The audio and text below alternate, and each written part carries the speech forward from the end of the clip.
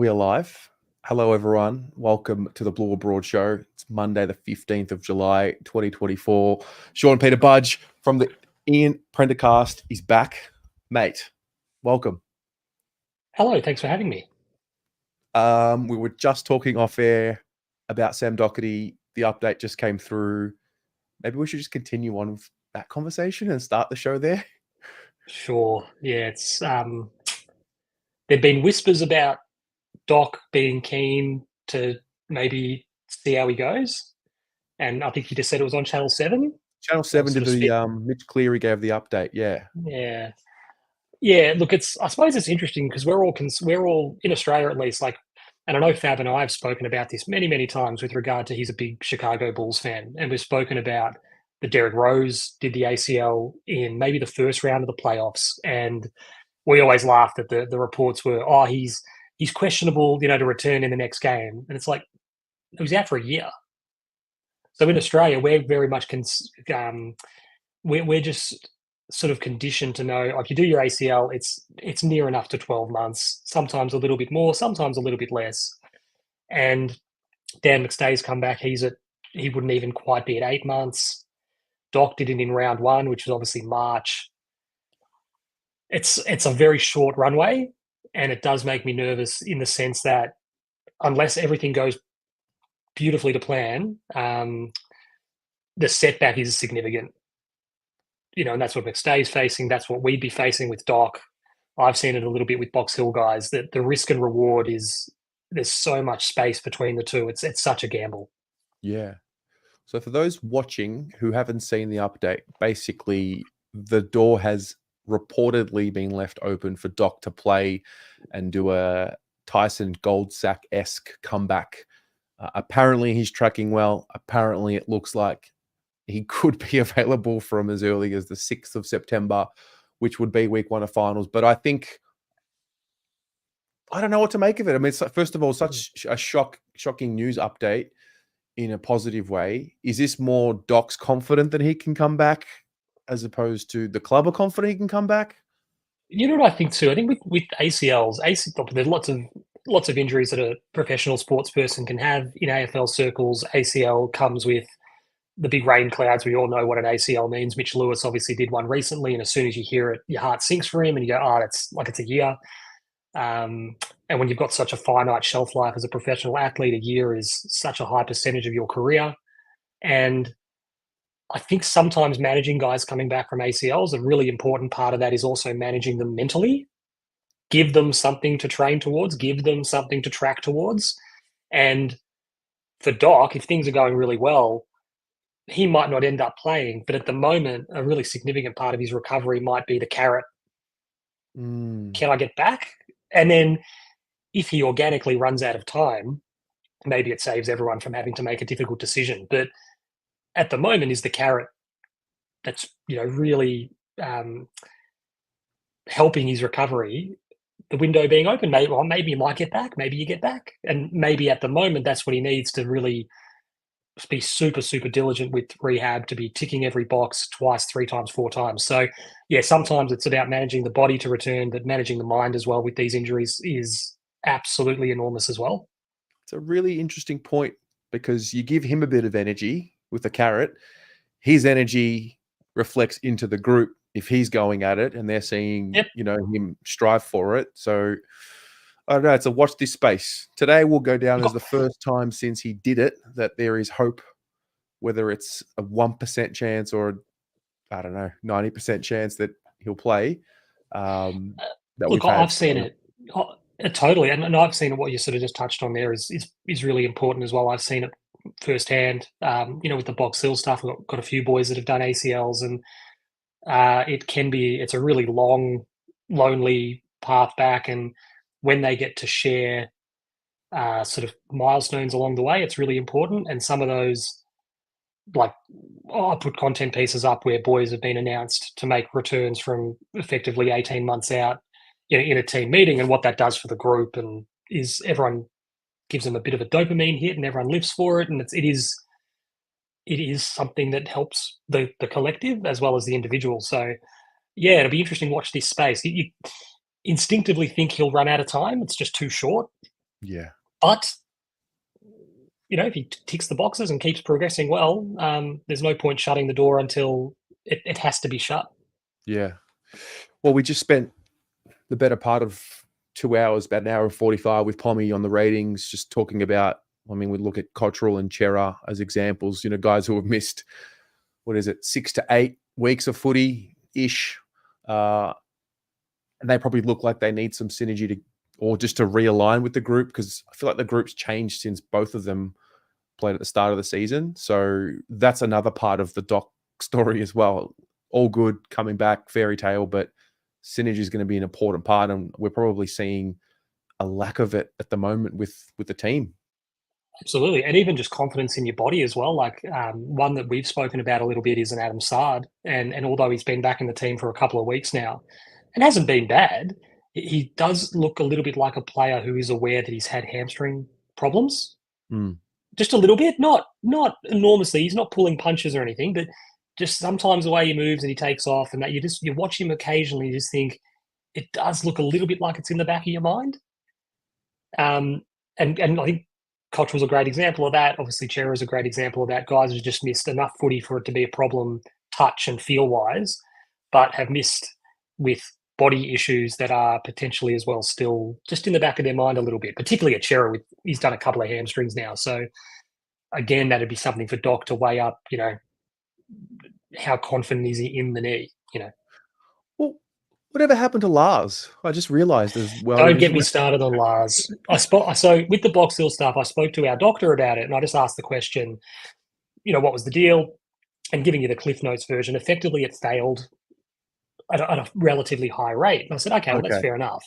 However, like the process and the procedure and the ligament and all that wasn't going to get better if we just abandoned it. If you think about where that procedure would be 10 years on from when it was sort of in vogue and a new thing, I just find it to be such an interesting what if sliding doors that had sports medicine progressed with Lars, you think about if you or I did our ACLs playing rec sport with our mates, a lot of people now aren't even getting recos. You don't need them if you're just doing your day to day. So you think about what if from a science and an R&D perspective, more people like that had been getting Lars just to how can we evolve the technology and the procedure. We mentioned Derrick Rose before. Derrick Rose is worth hundreds of millions of dollars to the Chicago Bulls. If there was a procedure that got him back quicker with no loss of anything, what would that be worth to them? If that was, say, us, what's Doherty worth to us? If the Lars ligament was great and it gets you back in 3 months, but we just abandoned, I think you and I personally didn't abandon it, but the sports medicine profession just sort of went, it's failing too much, we won't go with it, we'll just do traditionals. And the other thing that creates, when they do the grafts, they're taking grafts from quads and from hamstrings, which creates quad and hamstring problems. Yes. Because you're getting tendons taken from muscles you need. So it's kind of like, it just feels like a real missed opportunity that everyone abandoned it. Strange. I don't know what year it was where we stopped talking about Lars in the AFL, but we did.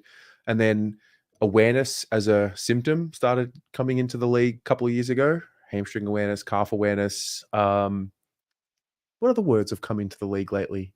Oh, insufficient intent. Oh, it's just it's such an interesting one because people when they talk Lars, obviously the one that people go to is Melcheski, who had a Lars, and then I don't know how many games he played after it, but he played in the flag for the Swans and then went to the Suns and was fine. And then if you want to get a traditional knee for whatever reason, the ligament needs to be replaced, when you're 35, 40 years old, like a hip replacement, just do it. It's, like I said, we're not doctors. We don't know why they didn't pursue it any further, but it just feels like a real missed opportunity, like I said. Yeah. All right. Well, guys, we're gonna get stuck right into it. We are proudly brought to you by Cannoleria. Sean, you've had a cannoli before. You're a cultured man. I wouldn't say I'm a cultured man, but I have had a cannoli. Yeah. They're You'd be surprised. You'd be surprised how many people didn't know what a cannoli was. They're great. Go down to like a Brunetti, maybe. Yeah. Does the sponsor, do they make the cannolis? Are they like a bakery sort of? Yeah, they make the cannolis. Are they like a and shop front? They've got pop-up shops, the Queen Vic Market, South Melbourne Market. There's Well, also don't go to Brunetti then. Go to them. Go check them out them. firsthand. Yeah. But they're very. I love nothing more. As people who listen to us would know, I'm basically a child, so I love nothing more than like children's treats. So I'm all about cannolis. Yeah, we had Pommy on. He wasn't too sure, but we have a really good way of summarizing things, and the way we summarized a cannoli was an Italian taco. It's an interesting call because it is like a dessert, isn't it? It's not a. Yeah. Yeah, I get how you'd get there though, but yeah, it's an interesting way to phrase it. Yeah. Anyway, Sean, round 18. Let's have you unpack it. I know you've already unpacked it on the pod, but we'll unpack it again. Ladies and gents who are watching from home, give us a sentence as to what you summarized round 18 to be. I don't even know if I need a sentence. I think it's just a word. Disappointing. Yeah. Yeah, just disappointing.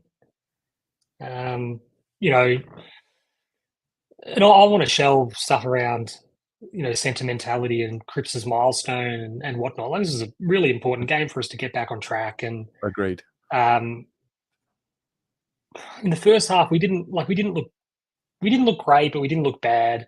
And then just as it sort of kept ticking along, we just kept waiting for the spark, and it just never quite came. And I think it was a pretty chastening lesson. In footy, this is an incredible season, so even. If you're just a little bit off, you will lose. We're not going to get out of jail. We're not going to be bailed out by a Cripps or a Charlie or whoever it was. We just collectively weren't good enough, and were beaten by a team that I think was better tuned and better prepared, and executed better on the day. Yeah. Yeah, I didn't see it to be as bad. It's never, nothing's ever as bad as what it is. I think, well, you especially, you've covered losses for what, 6 years now? 7? Like, this is nowhere near the worst of it. We've seen a lot worse. The thing I kept coming back to was just this, I don't know, like energy, like just this offness about the group, lack of spark, reactive instead of proactive, almost waiting to see how the Dogs would attack us rather than putting the foot onto them. Is this an adjustment period? Is this just a patch? Like, how do you summarize what it means in the context of the year? Yeah, and I think too, just on the, we've absolutely lost worse than we did on the weekend, but these games now and these losses are starting to actually mean something. When we would lose 4 and 5 years ago, it was disappointing, but at the end of the day, it didn't cost us anything. That the stakes weren't that high. You hated to lose, but you weren't really losing anything but the 4 points. And just for us at the moment, the thing that we're adjusting to as fans is the matches just mean so much. We were so fortunate this weekend that teams around us, Freo lost, Essendon lost, etc. We were so fortunate that a few teams did us a favour, but you can't rely on that. And that, I think, is what's disappointing, is that if we took care of business like we are good enough to do, and taking nothing away from the Bulldogs, they were deserved winners on the afternoon. They were too good for us. If we took care of business, it just makes everything that's ahead of us so much easier. We spoke on our show yesterday about that word again, disappointment. And the most disappointing part, I think, of the loss is this group has done an enormous amount of work and has done so well in the last 24 odd games to create a lot of goodwill and to create a lot of equity in the sort of football club we hope that they are and hope that they can continue to be. And you sort of geez in the last 7 quarters is how we phrased it. That's almost been entirely eroded. And it's such a shame for everyone involved that to do months and months and months and months of great work to build that reputation up, in 7 quarters of footy, we're almost back to square one. And it just makes this week's game just so important for us. Yeah. Yeah. I mean, last week, a bit of the sentiment was around, okay, you've come off 5 in a row. You looked like you found a level. that we hadn't seen consistently, particularly over 5 games. Okay, maybe last week was a bit of a blip, but we were kind of beaten by what beat us the week before this week. In a similar circumstance against a team who was out of the 8, needed to win to put themselves in contention. Are we adjusting to a new era here where for a lot of these guys in this group, they have not seen as much winning as what they have in the last 12 months, 13 months, we'll call it. I would refuse to believe that they've just gotten too complacent. But can it subconsciously creep in when, you're at the top end of the ladder now? You'd like to hope not, and that's the sort of question, really. I said yesterday that I don't necessarily agree with the idea of the they got ahead of themselves narrative. Robbo wrote the article last week. They've achieved nothing. Yeah. All that nonsense. The only people who can answer that are those inside the footy club, the playing group, the coaches. If they're being really honest with themselves and each other. Hopefully, it's a wake up call. Hopefully, it's exactly what we need at this time of the year, just to get us going again. Because the reality is, there's 6 games left, and if we don't find the answer, if we continue to play as we have in the last 7 quarters, the season will end pretty quickly for us. And that's just the reality. It's so even. There's so many strong teams. There's so many teams that can play really good footy week to week and beat any other team. And we've come face to face. You mentioned 2 teams that are outside the 8, hunting for a spot in the 8, that were just better prepared and better placed to perform than we were. And that's what's disappointing, because we've got just as much to win and lose as they do. And maybe that's that evolution thing that you were just speaking about, that's what this group has to evolve to become, is to turn up and just get the job done. Because the last 2 weeks have been incredibly disappointing, for a team that had done so much so well for so long, to drop 2 games like that and really put ourselves back in the mix. Creates lots of questions.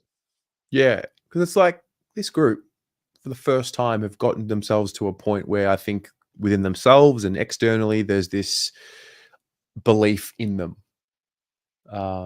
We've gone from, can they do it? Like, can they actually make the finals? Can they actually contend one day? Like, a lot's been spoken about the list and the potential and the individuals and the stars.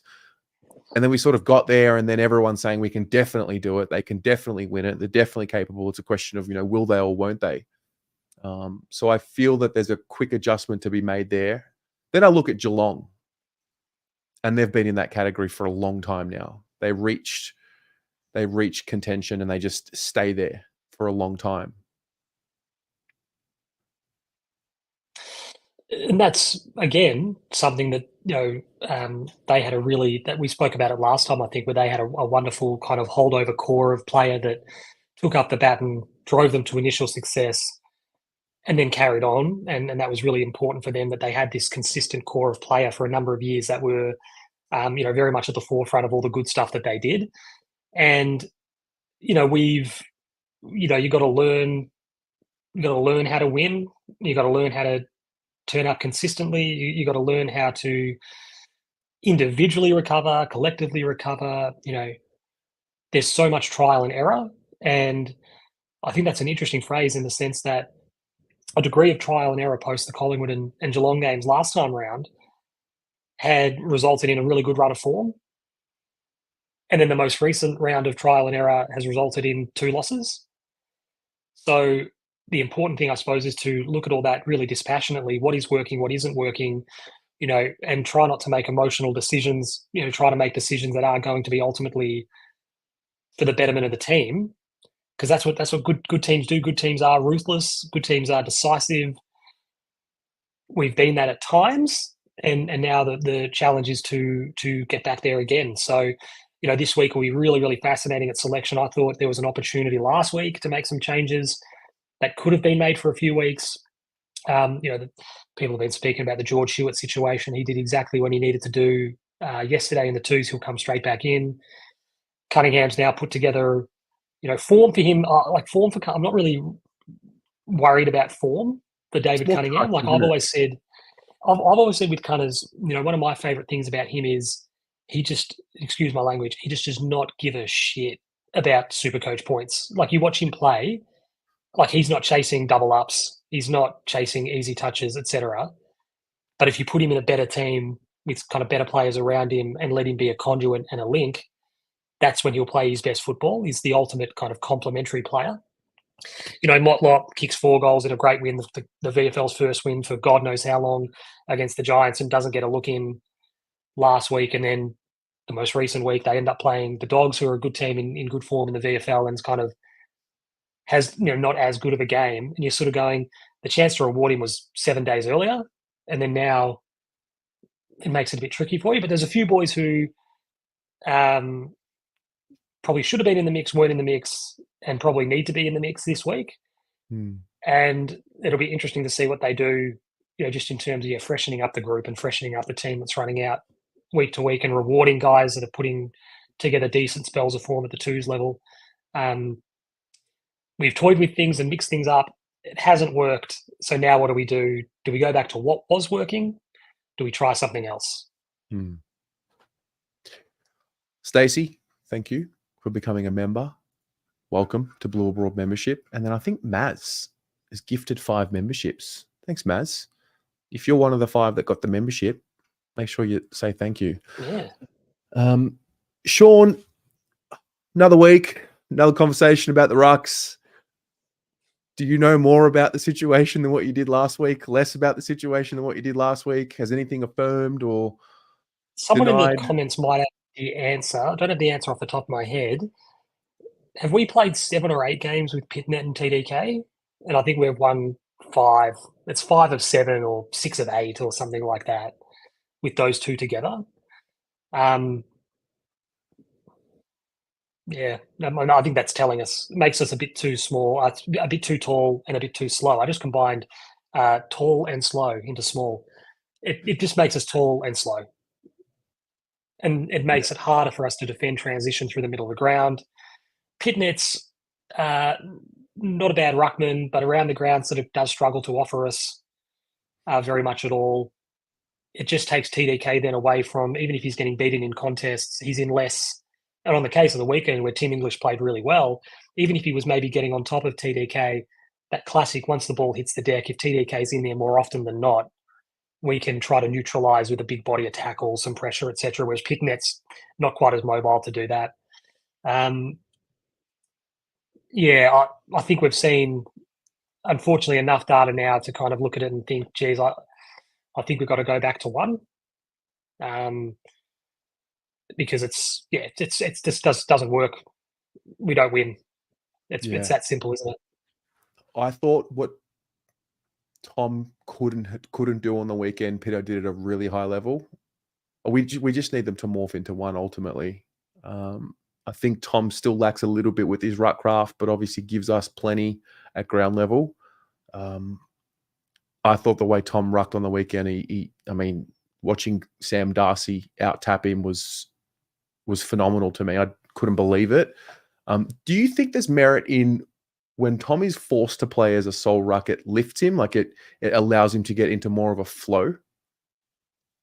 Yeah, and that's that mentality thing again. I think we're going to talk about that in a moment as we go on. But there are players who like responsibility, who like being given the ball, so to speak. And you're our guy. You're going to be in there 80% of the time. You're going to have to do this for us, this for us. When it's up to you, you can fight or flight, sink or swim. You can raise your game, raise your level. So yeah, it's. I think that he showed that he enjoyed. It looked like he was better switched on as the sole ruck. And I think, look at them, as I said earlier, I think we've just got enough data now to kind of be pretty dispassionate. I've mentioned that word earlier, be unemotional and make that call. Totally. That's at the moment, it's not, it doesn't look like a difficult decision. It's as difficult as we make it. Yeah. What were the other themes or issues from round 18 before we forget about it? So just on the mentality thing, I was having to think about it. When you texted me this afternoon, and the thing that we didn't get to speak about yesterday, we on our show we mentioned because I love my tennis. So we mentioned Wimbledon. The final was on last night, and watching the final last night, and then thinking about it this afternoon after you'd messaged was like, it's so much Carlos Alcaraz was unbelievable. He beats Novak Djokovic in straight sets, and in the end, it's 6-2, 6-2, 7-6. He was serving for the match at 5-4. And it sort of flatters Novak. Novak's won 24 Grand Slams, known for his mentality of late. The days of him retiring from matches because he's tired are over, long gone. And there were a few things that Alcaraz did yesterday that we need to do. And one of them was, and I'm not sure if anyone's been paying attention to the Novak chat, but he apparently had knee surgery 4 weeks ago, and he's been wearing the brace thing, and he's limping around the court. And it's like, well, you still made the final. You won 6 matches, so how bad's your knee? Alcaraz didn't get sucked in. He didn't let that bother him. He didn't see him as a wounded animal, And what he did, which I absolutely loved, was in a Wimbledon final against one of, if not the greatest players of all time, Carlos Alcaraz wins the toss and gives Novak Djokovic the ball. And he says, "You're serving." And I immediately thought to myself, he's not scared. He's not worried about serving first on centre court, Wimbledon, the who's who of everything's there watching the match and how many people watching around the world. He's saying to Novak Djokovic, "You're serving, I'm going to break you, and then I'm going to hold, and then however this set goes, I'm going to serve it out later." And he did. 14 minutes, he just put the screws to him and just said, this first game, he won the first point. It's like, this first game is a fucking war, and I'm going to win it. And immediately you're on the back foot. And immediately you're playing the game at my pace. And he never recovered. He broke him in the first game of the final, won the first set 6-2. He broke him in the first game of the second set, won the set 6-2. And he just went, it's not happening. You're done. I don't care. You're injured. I don't care. It's not my problem. Oh, yeah, you're limping around the court. I don't care. And he just brutalized him. And I thought, we should have done that to the Bulldogs. And if we had the right mentality and the right thing, I thought that's what I was really most disappointed about a couple of days removed, was Alcaraz goes out on a big stage and he's just ruthless and efficient and brutal. And we went out and we were tentative and cautious. Yeah. And, you just went, that cost us. We didn't play particularly well. And at times we were sort of 2 goals up. And then in the end, we couldn't quite go on with it. And you just went, you got to shut the door. So that mentality thing for me was probably the biggest thing out of the game, particularly after last week when we get the really good start. They get on top. We don't respond. Okay, well, how are you going to respond this week? And it was just a bit tepid. It was just a bit unconvincing. So I think that was what was most disappointing for me. And a few matchups, like, again, if we're fronting up and playing, if Wiedering's out and we're playing Caleb Marchbank on Aaron Norton, the Bulldogs are not playing like we played Charlie and Buku Khamis. Like that I thought, honestly, was embarrassing for us as a football club. I thought Charlie was really poor, particularly in the first half. I thought his coaches didn't recognise an opportunity. And I thought it was a real indictment in the end that we let the Bulldogs get away with not just the worst matchup on the ground, we let the Bulldogs get away with maybe the worst matchup of the weekend in AFL footy. And just said, you can have it. Yeah, we're not going to, why we didn't say, and we spoke about it on our show, to me it kind of typified this lack of ruthlessness. If I'm Charlie Curnow, and no disrespect to Buku Khamis, if he comes to me, I'm almost getting the runner out and saying, I want him isolated. I want us to be real deep, us alone. I mentioned yesterday that gives the Bulldogs a decision to make. Do they want to double team? Do they want to hold an extra back? That means they're playing 16 on 17 everywhere else on the field. And it just means that you're putting this kid in the microscope where the umpire's looking at one contest. He's not looking at anything else. He's not looking at where's Harry, where's Owies. He's looking at Buku and Charlie in the cage. And I think we could have broke him. And we didn't. And we did it on his debut as well. We were just as pathetic. And I just think of how would a Hawthorn and a Clarko deal with that? How would these real ruthless teams, Hmm. just to the person bugs Bell, embarrassing. What am I talking about? I'm saying that it was embarrassing that this particular matchup, which was the worst matchup on the ground, we just let the Dogs get away with it. We just let Stephen said, Charlie, look, if you mark the ball, as he did a few times, and fair play, he had 10 shots. For the most part, he was kicking from outside 50. And the Bulldogs would say, perfect, no problem in the world. If you're kicking for goal from outside 50, beautiful. So that to me was just again a mentality thing, a picture of a lack of ruthlessness, a lack of killer instinct and cutting edge, typified in one matchup.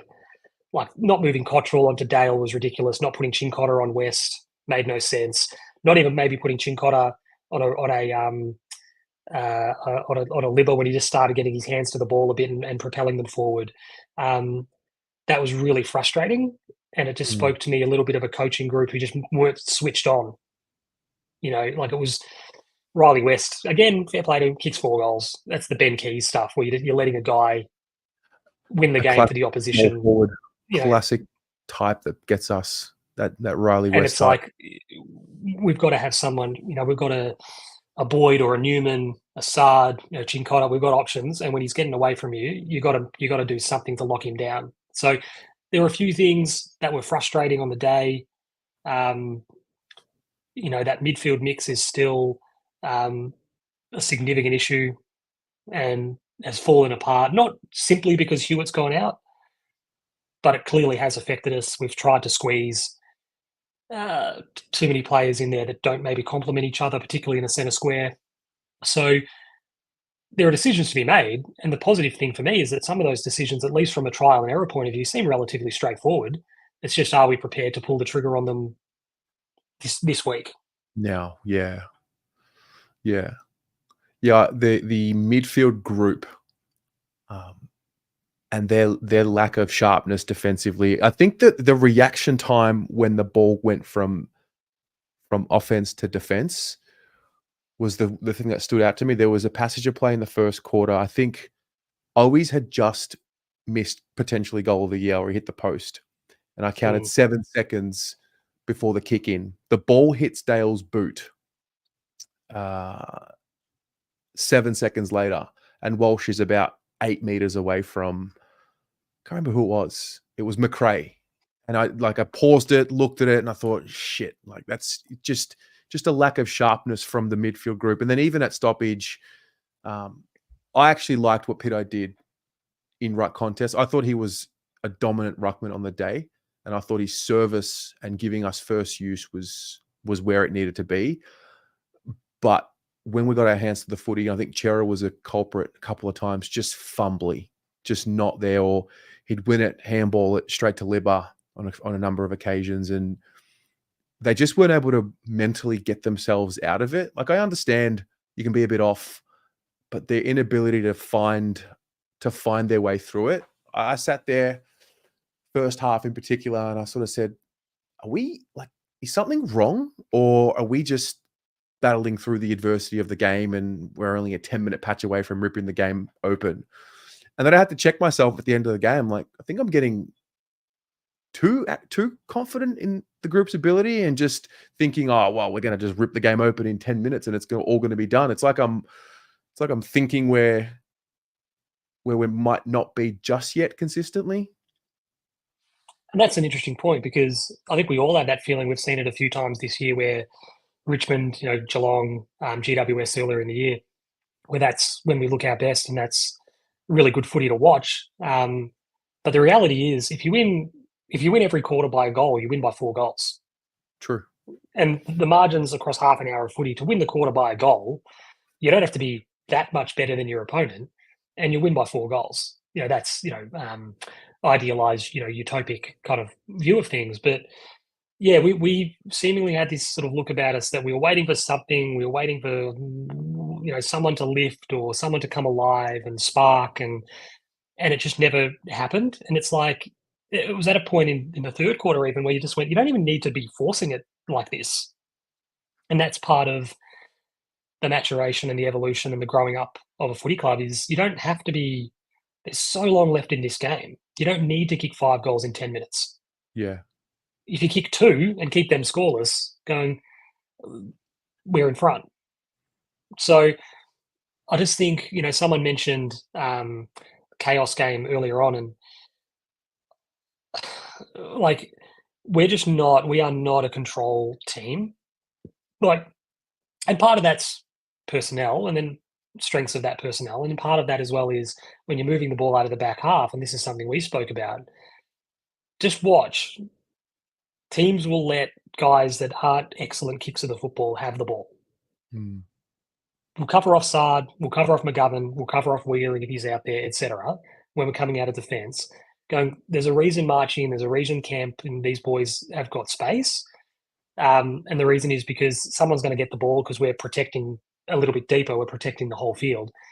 We'll let guys who aren't great kicks have the ball. And then that just precipitates a long down the line dump kick, which is a contest, which will back ourselves to neutralise and hopefully either win the ball back or get ourselves an opportunity to set up and win the ball back. But on the occasions where we went fast and we went line to goal and we went relatively straight, we looked a million times better. And we just didn't seem prepared to really play that way for long enough to really genuinely challenge the Dogs. And the Dogs did. The Dogs sort of went pretty quick and they went pretty direct. Yeah. And that puts every team under pressure. And we just sort of fell into playing a style of football and at a pace that completely played into their hands and just completely gave them the game on their terms. And when we were prepared to play a style of football that better suits what we've got, we really challenged them, but we just weren't prepared to do that and often enough. And then that's ultimately, I think, the difference on the day. Fair. Got a little super chat in here from Bussy Boy. Would you like Tom or Pito to ruck against Sherry? Pito body v body and TDK rest against Sweet? Yeah. See, on the weekend, I would have, when Pitnet was off at one point, I would have rucked Harry for a centre bounce. Mm. And I would have had TDK on lob, presumably, just to mix it up. And just to say, can we create a mismatch or can we create a handover? Yeah, I'm just not. I think the further we, or the more exposure to this we get, the two rucks thing, I don't think it works. And Fair. it's, yeah, I just don't know how many more ways we can sort of cut it. I think we've seen it enough to kind of really question why we would look at it again. And even against North have got a pretty good midfield. Got a lot of younger guys in there, but got a good young midfield. Trialing something again that we've seen doesn't really work very well against a midfield. That's probably their strength, is I think dangerous. Okay. All right. Last thing before we stop talking about it, any one particular performance that you want to just highlight that wasn't, a Patrick Cripps in his 200th, or just someone you want to give a little bit of a big up to?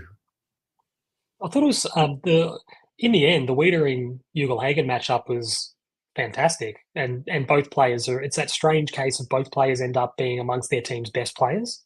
Yeah. Ugle Hagen's really damaging kicks, was it 4-2, I think, or marked the ball really well once he got going. And then kicks two great, one goal, particularly in the last quarter, sensational, opportunistic goal. And he kicked another one in the third, I think it was, which was similarly sort of crafty and clever. And then other than that, I mean, if not for Wiedering, we would have been 5 or 6 goals down at halftime. There's a reason people have been crapping on about Voss's comments at post-match about Wiedering and the marking contests. You're not watching the game if you don't see or look at or weren't able to divine. Wiedering took 6 intercept marks in the first half. If you don't seriously think the Bulldogs have sent the message down, disrupt him, buffet him, push him, you can't be doing that. Yeah. And they went to work on him and they were able to, neutralise his impact from that point of view in the second half. Because if he kept playing the way he was in the first half, he was going to take 15 intercept marks, like more or less contested. So I thought he was really good on the day. I thought, and again, yeah, that funny way that his opponent ends up having a really good day, but he does as well. And it's sort of just good footballers doing their thing. Well, Ugle Haagen kicks 4, which is bad for us. You'd much prefer he kick 2. But if Wiedering doesn't play on him, he probably kicks 8. So I thought he did some really good things and sort of was super important for us on the day. Is there anyone else?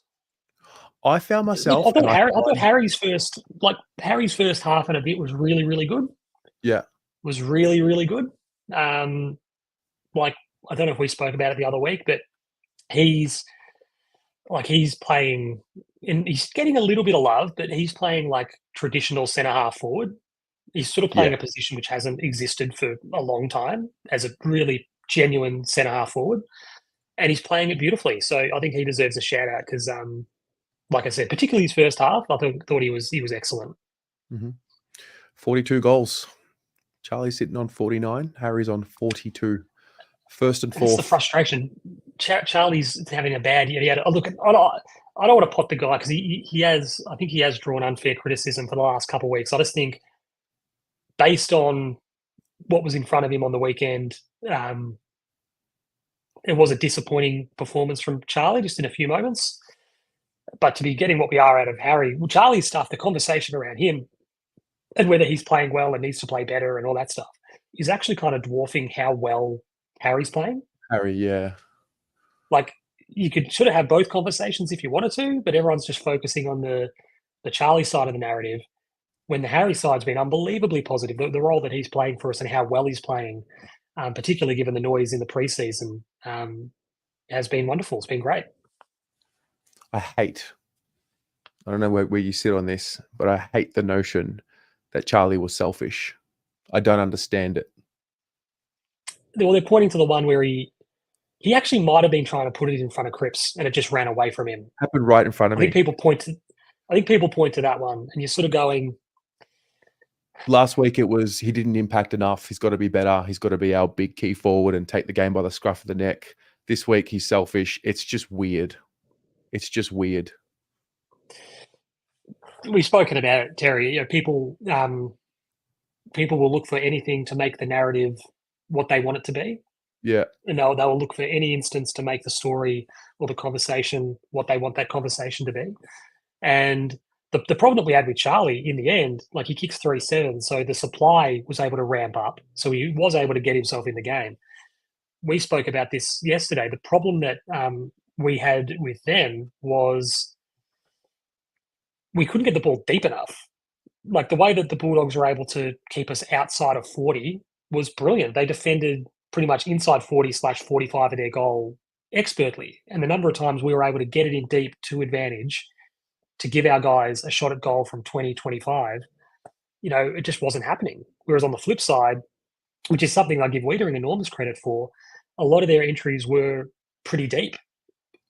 And that's why it felt, the stat came up at one point in the third, I think it was, we were like one inside 50 behind or something, but it just felt so much worse because they were just getting so much more purchase. They were getting so much more value for their entries. So I was somewhat happy that Charlie came to the party in the second, whether he was given a bit of love or given a rev up or whatever the case may be. But as much of the problem was his initially, collectively, how we're able to get the ball to him became a real issue later on. Like I mentioned it earlier, like if we're giving who are we playing, North Melbourne? If we're giving Larkey shots, the man on the mark's 50 metres out this weekend for most of Larky's shots, no problems. If you're good enough to kick them, you're good enough to kick them. But if they're 25 metres out, well, how many more is he going to kick? So our launch zone was well off. Our boys were obviously pushing up too much. There was just a lot of connection issues, a lot of structure issues, a lot of ball movement issues that we just could not rectify, which was very, very disappointing. Mm-hmm. All right. It's done. It is done. Let's talk briefly. We'll just expand on mentality and winning. When I listen to you guys, you have this incredible ability to draw on, and we've already done it tonight. Derek Rose, other sports. I know you love to bring up Manchester United. What does this Carlton team need to learn that you've seen in other sports around the world? Probably closely more so Manchester United because you're an avid fan. Well, Manchester United for all those successful eras was It started like the catalyst was, weirdly enough, the catalyst was for United's great era was signing Brian Robson. So they signed, Captain Marvel, and he was really expensive guy to get across. And they signed him to be the leader and the captain and to be all that kind of stuff and to really drive the team. But he couldn't do it on his own. Like he couldn't do it in isolation. But they sort of had hoped that we'll bring this guy in and he's an unbelievable leader and he'll fix things for us. And on the back of this guy, like he'll drive us. And they would come close and they might win an FA Cup and whatever. And then when Alex Ferguson got there in '86, November of '86, it took till 1993 for them to win the Premier League. They won the FA Cup in 90, I think 90, and then they won the European Cup Winners' Cup in 91. But it was such a long burn, like a long, slow burn to assemble good players. Yes, good players are important. Talented players are important. But like winners, like the mentality players who are Hawthorn did really well with it, with a few guys throughout that just underpinned their great era, but just winners. So they win the Premier League, the first ever Premier League title, and then they buy Roy Keane. And then Roy Keane's at the club for 12 years, and Roy Keane underpins that next decade of success. And then based on the players that come into contact with Roy Keane, whether it be as young players or players that are brought into the club, etc., or play, when they get to the club, they appreciate and understand what that mentality needs to be and what that mentality is. Like there was this great story about one of my favourite players growing up for Manchester United was Ollie Solskjaer, and there was this awesome story about they signed someone, might have been a Dwight York or whoever it was, and they signed this guy, and Ollie Solskjaer was known as this lovely, smiling, sort of the baby-faced assassin, and in training he was giving it to Dwight York, like going, how much they pay for you? This was this guy who, from the outside looking in, was a bit part sub. Ended up, he was a superb player. That does him such a disservice. But he was just as brutal as the captain. And he was just as much of a driving force as anyone in the team. So from a Carlton perspective, Cripps, you can see he's where he is. And I think Weeders and those guys, well, we need that to exist across every line. We need it to be present in every line. So is it quite there? No, it's not. Is it sort of there? Yeah, it is, absolutely. And what we need is, like we spoke about it last year about Cripps and the captaincy, and we've always sort of got the phrase now that when you're traveling really poorly, everything's on the table. It's either, whether it's a 5-second conversation or a 5-hour board meeting, have the conversation about whatever it is. And we spoke about leadership and the like. And I sort of spoke about, for many, many years, the New York Yankees had this thing about they didn't have a captain. Unless someone was out and out the best leader probably in baseball, there was no captain. So the idea was that doesn't create a vacuum and mean that no one leads. That doesn't create a vacuum and mean we're rudderless. That's enticing everyone to step up. And it was this really fascinating mentality of, just because we don't notionally have a named captain, Blues Bug, just log off then, mate. Like, you don't have to watch this. Yeah, Blues, just because we don't have a notional nominated captain doesn't mean that we have no leaders. And I think from our perspective, it's the same sort of thing where Cripps has elevated himself to be an exceptional leader, and he will win whatever that AFLPA Best Captain Award, he'll shit it in. But he can't do it on his own. He needs Weeders to help out in the back, or Doc when he's there, or Newman, and he needs Walsh to rise to the occasion, and he needs Harry or Charlie or whoever in the forward line to be his lieutenant down there. And that all, as we said, comes back to mentality, the mentality piece of, it's hard to be a good team, but the more people that are working in concert to get us there, the quicker we'll get there and the better we'll be. So, you learn a lot from those other sports that have had success, and it's so easy after the fact to look at, the Manchester United of the early 90s to mid 2000s and think, oh, it just happened for them. They were just, they won because they had Alex Ferguson, and they won because they had Roy Keane was captain and whatever. And you're like, no, they won because everyone in the football club existed on the same level. of wants and what do we want to be and how do we want to get there. And the great story, one of my favourites was Alex Ferguson. They won whatever Premier League title it was, and then I think someone said to Ferguson, something about, what are you doing? You're going to enjoy this, whatever. And I think he was back at work in like 2 days. Is this when he lashed out at their performance? He's like, that was a. Oh, well, it was. I don't know what year it was, but they won the Premier League, and he was back at work for the next season 36 hours later. Yeah. And there were senior players that were back at the training ground, a couple of days later. Yeah. We go again, we win again, we win again. We don't just win once. We win. And then that created this snowball of, say it's you're doing it, I come into the club and you're the leader and you're doing that and I'm 18 years old, you're 30. Well, when you eventually move on and I'm doing what you're doing, the next group of kids who come through inherit those great behaviours and attitudes. And that's why Geelong are a great example of that. It just keeps rolling. So yeah, we've had to find that and create that. We haven't had the luxury of the current crop inheriting those traits and mentality and the like. And it is a slow burn. What I'm looking at right now with where we're at, I mean, I think one of the biggest mistakes we can make is that thinking that we should never lose. And it might come from a place where we lost so many games over a 2, 3, 4 year period. It was hard to see how that was going to pay us back and how we're going to learn the lessons when it was just, disastrous at times. I do think sometimes it is a blessing to lose.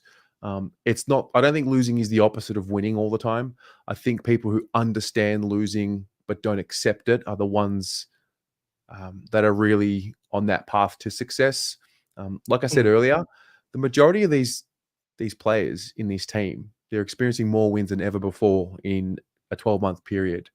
I just think this is a really good time for us to take a step back, understand how hard it was just to get here. Like, we haven't won a flag, we haven't won any silverware, I understand that, but just to get here, all the excruciating lessons that we learned along the way to get here. I mean, how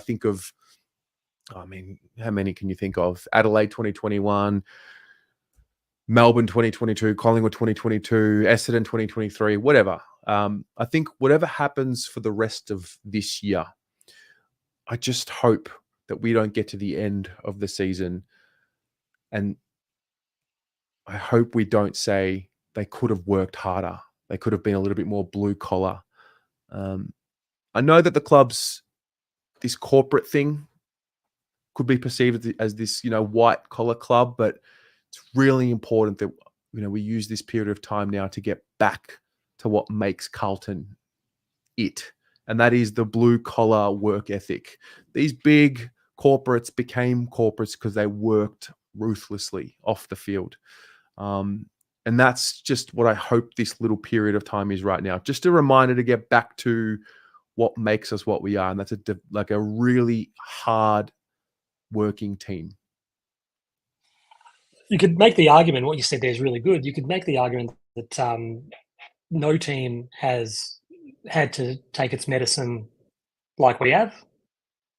And a lot of that was self-inflicted. A lot of that was hubris and ego and arrogance, and we were made to, take our medicine because we were terrible and because we thought we had a divine right for success and all that kind of stuff. And what you said before was absolutely spot on. And we might have spoken to this fact last time. It's really hard to win games of footy. Like, it's really difficult. Just to win our game of footy, it's really, takes a lot of effort and hard work and all that. Brisbane aren't a failure in 2023 because they don't win the flag. Like, Brisbane, they had a fantastic year and they fall short on grand final day by 3 points. And in the end, a kick at goal is the difference between everything and nothing. But just because they didn't win the flag doesn't mean they didn't have a wonderful year and they didn't play lots of great footy, and they wouldn't have been worthwhile premiers had they been good enough to win on the day. And like you said, I think the relationship that everyone has between winning and losing is, or can be, unhealthy, in the sense that, well, we didn't win today, so we're absolute crap. And you're like, no, well, maybe we didn't win today because we were crap. But that doesn't mean that we're not going to be better next week. It doesn't mean we don't have the opportunity to bounce out and to be better next week. And that's why, just at the moment, the challenge for all of us is, as a footy club, I mean, like you said, is to roll up your sleeves and just get back to work and make it happen. Yeah. As a collective, it's not going to happen because Paddy Cripps is going to put you all on his back. It's not going to happen because Charlie's going to put you all on his back, etc. It's not going to happen because Michael Voss works a long day at the club planning for next week. We just need to all get back, like you said, in the trenches, roll the sleeves up, go out and just get the job done. That's what's so important this week is getting back on the horse, getting the job done, no excuses. I said the other day that, well, I say this sort of regularly actually, when fans really delight in our losses, it's because for 2 hours on the Saturday, we were the team that they all hope we are. Just for that 2.5 hours on Saturday afternoon, we were the team that Collingwood and Richmond and Essendon and whoever else hates us, we were the team that they all hope we are. Because up until that point, at quarter time against the Giants, they're the team that they feared we are. They're like, oh, Jesus. They're like, this is bad. This is real, Amazing to watch, isn't it? But you see, you go. The reality is, at quarter time against the Giants, they're all sort of going, oh no, this is happening, isn't it? Oh my God. And then you put in 7 bad quarters, you lose 2 games, and it's thank God. They're actually, they're what I hope they are. So what we need to do is own a little bit of that, own a little bit of, well, are you? Yeah. Show us you're not. Yeah. Let's move along. Round 19 is approaching. We touched on North. From what you saw from the VFL, whether it was yesterday or over the last few weeks, knowing that Williams, is it fair to assume he'll come out? Well, again, we're probably, I suppose, waiting for confirmation as to was it just awareness or was it something more than that? Yeah. If it's awareness, then he could play. If it's something more than that, clearly he'll be out. So, yeah, it'll be interesting. What are you thinking for changes? Well, like we said earlier, is it the case of bringing in, like, what to me makes sense in terms of just mixing that up a little bit in the front half? People will laugh. We laughed about it yesterday because David Cunningham has inherited the crown left by Paddy Dow as the patron saint of the Prendercast. And I'd love to have a look at him in the ones again. He's now played 3 or 4 weeks, I think it is, at the twos level. He's done some nice things. Hewitt's the obvious one. The fear is naturally speed around George Hewitt, but our stoppage stuff has fallen apart without him there. So clearly, Totally. the cost benefit of him not being in the team has been, a wilting of our performance at stoppage. I think from what I understand, McGovern's a couple of weeks away. He's a bit. Jack Martin sort of got through the game yesterday, so it depends on do they want to give him one more in the twos. So the problem is these are decisions, like I said, that are we prepared to make them dispassionately? Because to me, Motlop should be in the team. To me, Cunningham should be in the team. To me, Hewitt should be in the team. Jack Martin, if he's fit, is in the team. But that then creates decisions on who comes out. You've built so much. Williams is obvious. Yeah, Williams is obvious just because naturally with the injury, if it is something, he'll need to come out. Do they go with the 2 rucks again? Yeah, we'll wait and see. Cottrell, I feel bad for him because he does look short of a run. Obviously, someone in the chat there has just mentioned Marchie. Marchie's, there's we all love him, and we went without him for so long that we all really hoped that there'd be something there when he was good to go and came back in. I think we probably need to move beyond him, which is really harsh on him because he's Well, been so affected by injury. Story kind of said it during the broadcast. 63rd game in 10 seasons. It's just tough. It's just so difficult. It sucks, because before he had all the injuries and he does his knee and he has the neck problem, he was looking like a really good player. And then, but you think about it really again, unemotionally, dispassionately, and that was like 6 years ago, 7 years ago. Yeah. It's sort of going, it's a long, long time ago. So whether it's, a few people are mentioning young, we're not going to make 4 or 5 changes. That's the thing. We're not going to make 4 or 5. Yeah. So is it just Hewitt for a Williams? Is it Motlop for who would Motlop be for? Because Fantasia's already out. Yeah. Now that Cottrell's in the team, you would suspect he would stay there. It's such a different really situation to the start of the year. Start of the year, we had an injury hit list, guys who we didn't think were good enough to play regular, lock themselves in the side. I think Cowan's in that category. He's just put himself in that category. Fogert has really established himself in the team, and now there's quite a few of them available, and it's a different challenge now. It's like I mean, Motlop's been in the twos for a little patch now. It's not a touch issue or a fitness issue anymore. It's just a form / opportunity issue. I think it's a good thing, but I'm just not used to having it. Just got to get the mix right. Yeah. Like we spoke about, a few things yesterday, and one of them was we spoke about it last year as well, and people hated hearing it. I found it quite amusing, just even to have a look at it. But I don't think we can play Chera, Motlop, Cripps, etc. like together in the center square. They all can play together clearly, but in the center square. And it's like the most obvious thing for me is Walsh on the wing. It's the most obvious. He would be maybe the best wingman in the game. Yeah. Yeah. But we spoke about it yesterday, and it's like everyone's flinch reaction is you can't do that. You can't put Walsh on the. He'll be in stoppages all around the ground. Like he'll be in every stoppage that's not a centre bounce. He averaged 30 touches a game on the wing in 2021, didn't he? Wasn't that the year that he was all Australian? But that means that Chera, that means that Chera is in the centre square, and they're not stepping on each other's toes. And you just go, from my perspective, again looking at matchups. We spoke about Carvis and Curnow.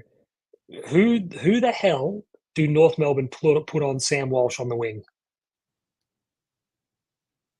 Who goes with him? That's a good point.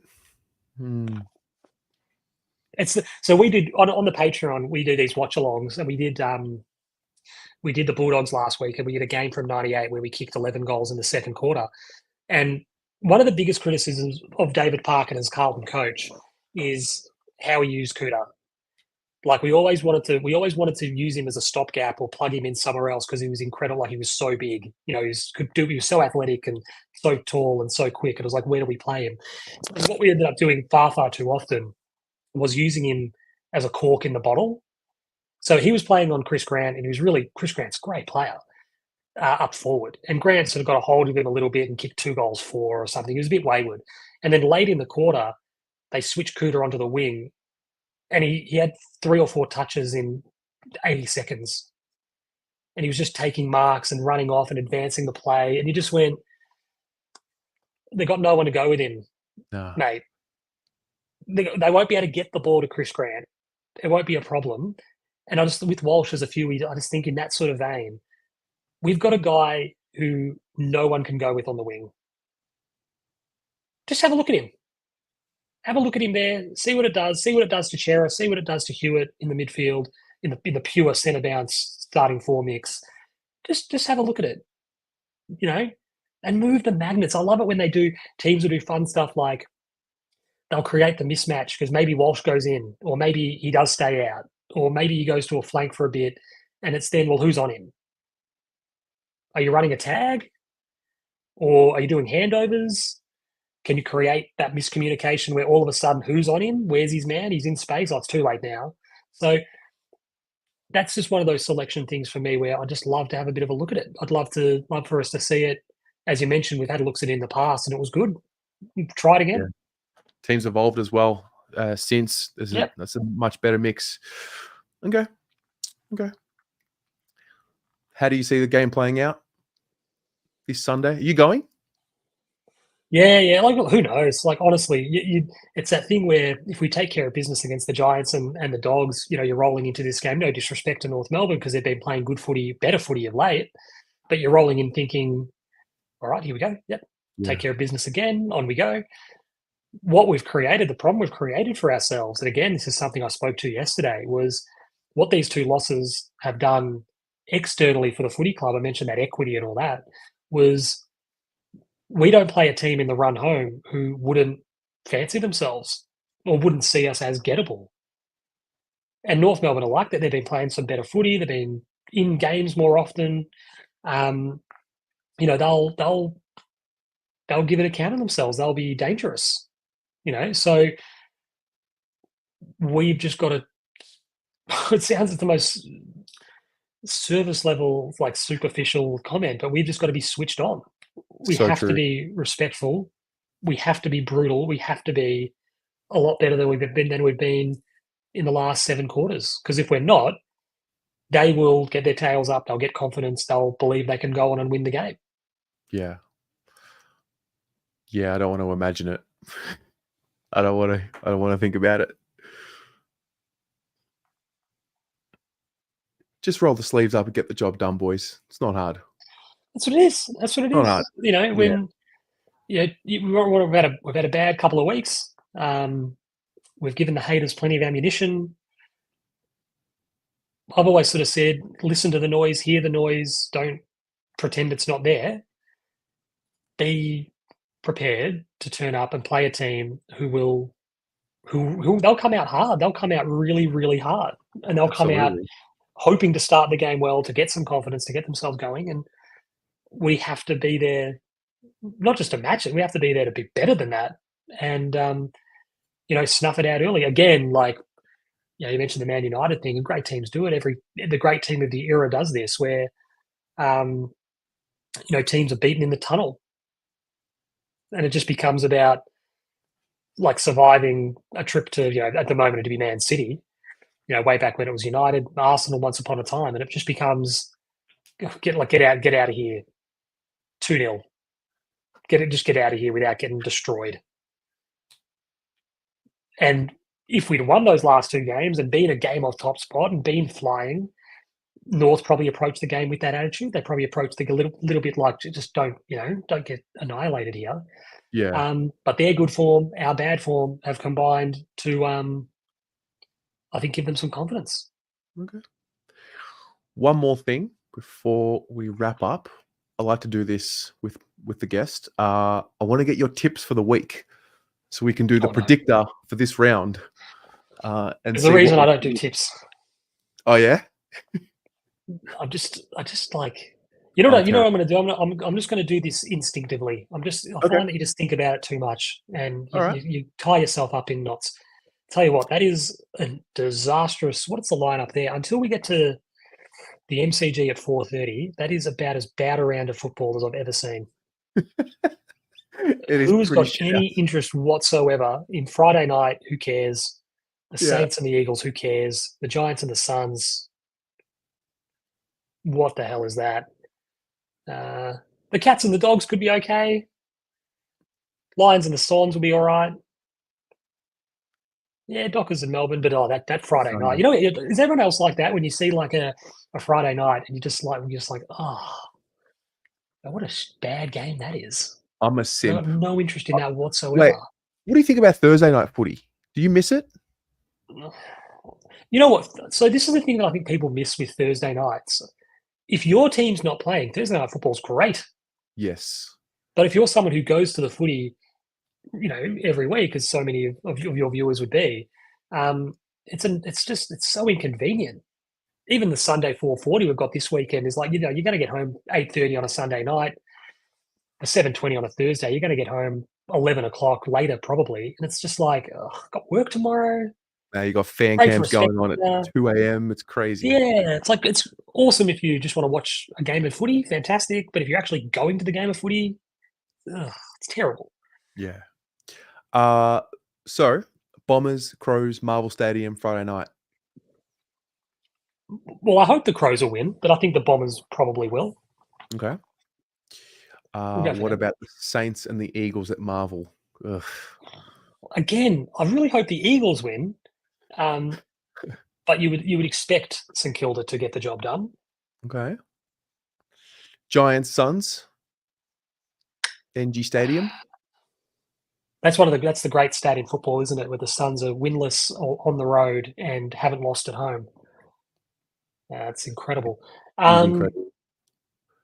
Yeah, well, you'd think the Giants, particularly at home, Okay.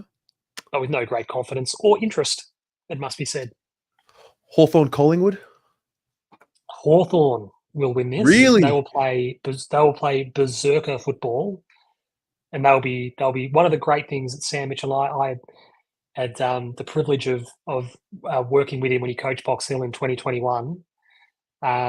Just a winner, and you can see they're a ways away from being the finished product. I think most people would suspect Hawthorn, and they've got some evolution to come in their list clearly, but like his strut and his swagger and his confidence and all that stuff is all over the Hawks. Just rubs In off a on good them. way. Yeah. Like some people would look at that and they'll cockiness and arrogance. You go, no. Like Sam Mitchell had a bit of swagger because he was a great player. Yeah. And if you're a great player and you know they're a great player, then there's no problem with it. So I think the Hawks will really, really relish like MCG standalone game. Collingwood's a home game. There'll be a big crowd. And I think they'll really relish the opportunity to roll over them. I love it. I love it. Geelong, Western Bulldogs at GMHBA. Again, interesting. Is Norton? He'll play because he was concussed, wasn't he? So he'll come back. Yeah, he was a 12-day. It was a light concussion. You would expect Treloar will play. Mm-hmm. Look, we saw firsthand the Dogs played. The Dogs played really, really well. They and simply discounting them, based on it being 5th and 11th. The head says Geelong, but with no great confidence. As I said, we saw firsthand the Dogs were awful against Port Adelaide, and they were really good against us. So if they turn up, and I'd go Geelong if I was tipping, but I would not be shocked if the Dogs beat them. Okay. Port Richmond. This is surely just a Port Adelaide. Desperately hoping for a triple digits again for the Tigers. Yeah. Big shout out to the Tiger Army who turned down in huge numbers yesterday to support their team, by the way. 19,000. Keep telling me there were 92,000. Keep telling me there were 92,000 of you at that dusty game. Because there was 19,000 of you there yesterday. So couldn't hide all those empty seats. You've abandoned your team. That's all good. Mate, I rarely go at it on Twitter these days, but I broke my silence this week. Couldn't cop it. I couldn't cop it.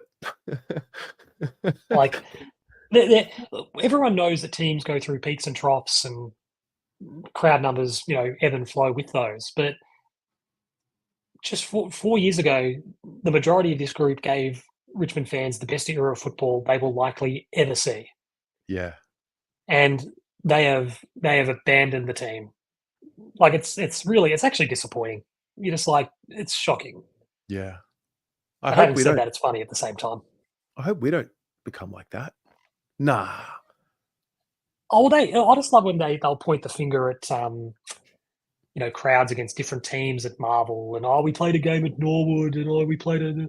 It's like, you're not going anymore because you didn't turn up to play when it was their home game against us. You go, there were more Carlton fans there. Mm-hmm. You didn't turn up because you feared what was coming. So, fingers crossed, Port Adelaide can absolutely annihilate them. I'm more than happy for Port to get the percentage, because no one deserves a beating like the Tigers. Amazing. Brisbane, Sydney, cracking matchup at the Gabba. Are you a believer in Brisbane? Yeah, they're dangerous. Yeah, absolutely.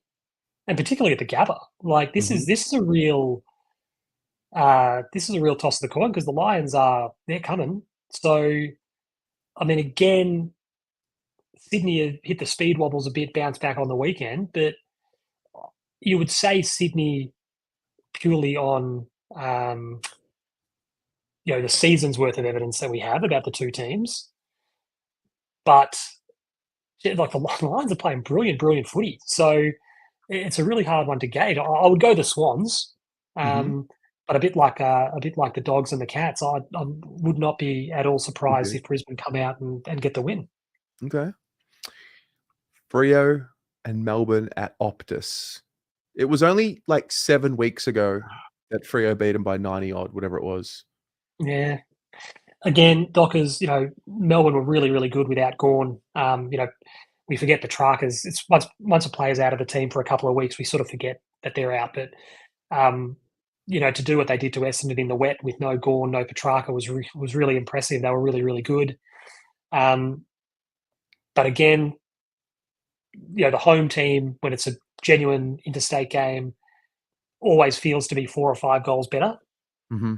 It just feels like the Freo, at home, like every home team is when they play a visitor, an interstate visitor.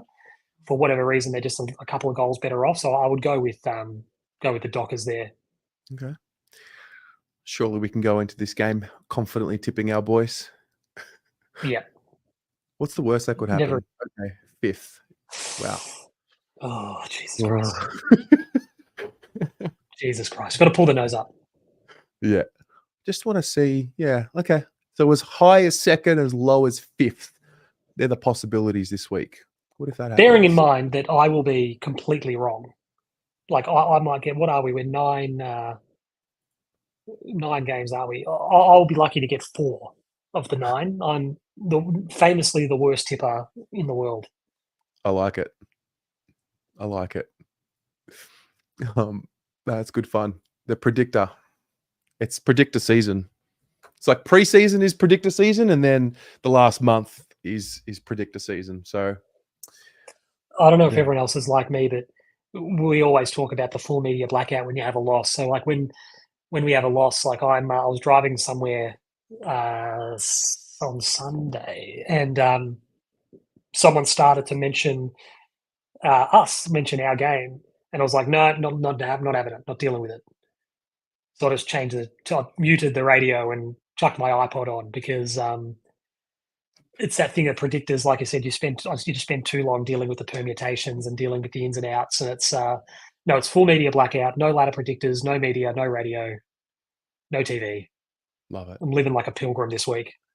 Wow, you live in present. Very good. Mate, that's us. Thank you very much for your time tonight. Had you on after a couple of good wins. Thought I'd push the panic button in case of emergency after a couple of losses. So it's good to chat. It's so much better to chat after a win, clearly, but yeah, unfortunately we can't control what happens on the weekend. And that's probably something you touched on earlier, just to remember, isn't it? It's we're all hoping the team gets to the same place.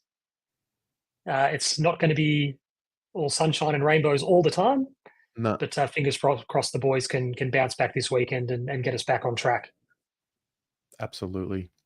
Well, thanks again, Sean. Thanks again, ladies and gentlemen, for tuning in. Pommy's got a pretty cool video coming out. I think he said it's at 8:30. So if you're on the internet and you want to see a little bit more content, go to the Pommy and Oz YouTube channel. Check it out. Otherwise, go Blues. See you guys.